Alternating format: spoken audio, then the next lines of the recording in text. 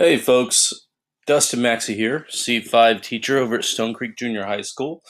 Wanted to show you guys a really cool little activity you can do with your students if you have one-to-one technology in your classroom.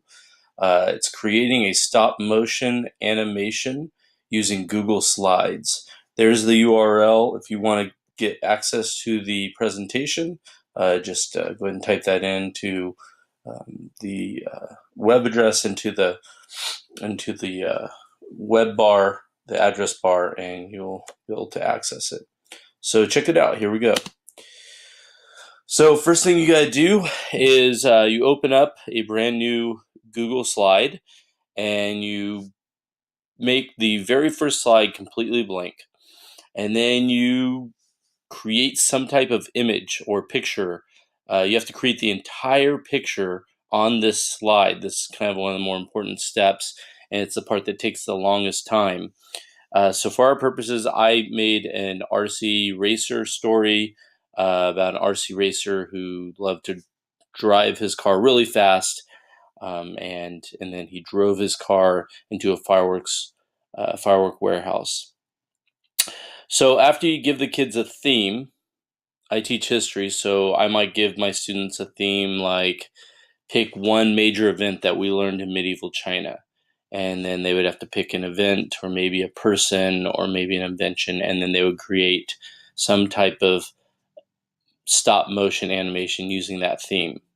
And they also have to use shapes to draw their pictures. Nothing but shapes, just to get them to be creative, so I don't really let them import pictures or images typically.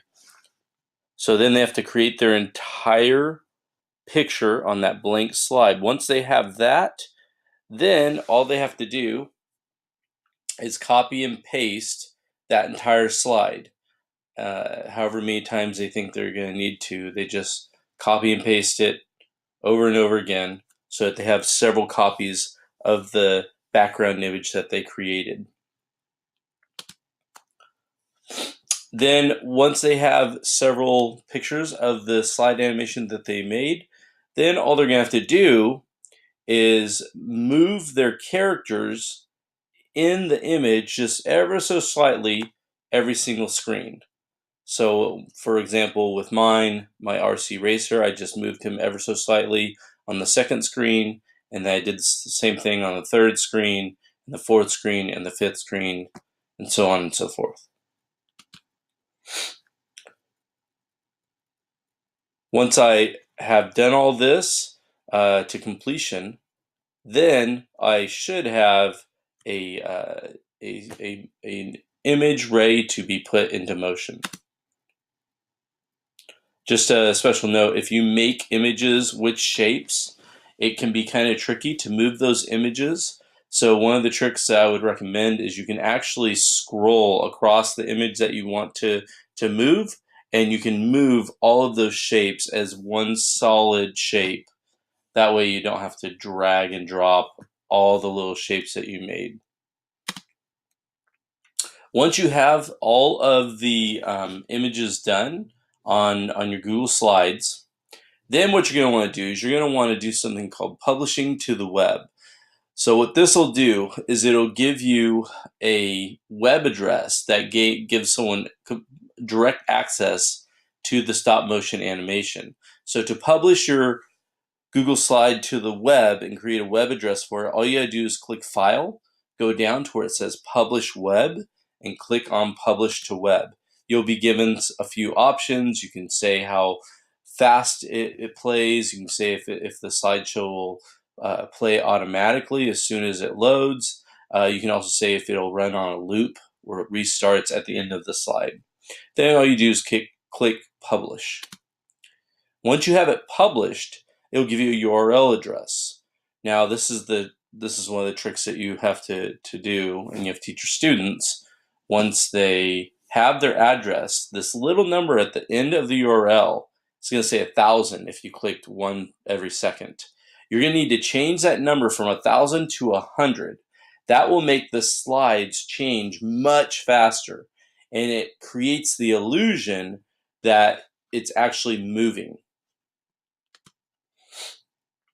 then you can just, once you copy the URL, you paste it into the URL bar, and you click enter, and it should take you directly to your Google slide. Now, if you need it to move faster, then if you need the image to move faster, all you need to do is reduce the number at the end of the URL, make it smaller, change it to 90 or 80 until you have what you want. If you want to make it go slower, increase the number over 100 to like 120, 150, or 200, however fast you need it to go, and just keep playing with it until you get the number that you want.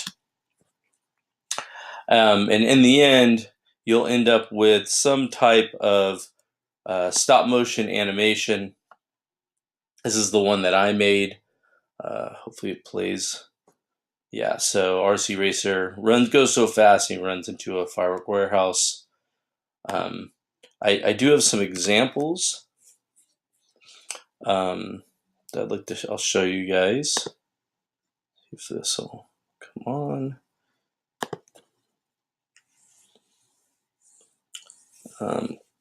I did turn this into a writing assignment, so students had to actually write about it. So first they did a written portion, and then what they did is they linked in their image that they created into the writing, so that I could read it, and then once I was done reading it, then all I had to do was click on their link, and it would then take me to it. Oh, this won't do it because I didn't give access to it. Let's see here.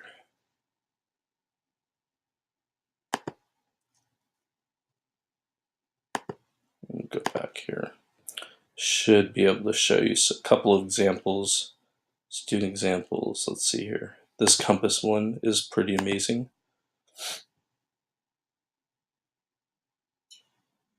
So the student wanted to show how the compass is used, so they created this stop motion image. Pretty amazing. Mongol invasion. So we got, oh yeah, Mongols invading into China. Pretty awesome. So anyways, that's it. Hope you enjoyed it. Hope you found it useful. Thanks for watching.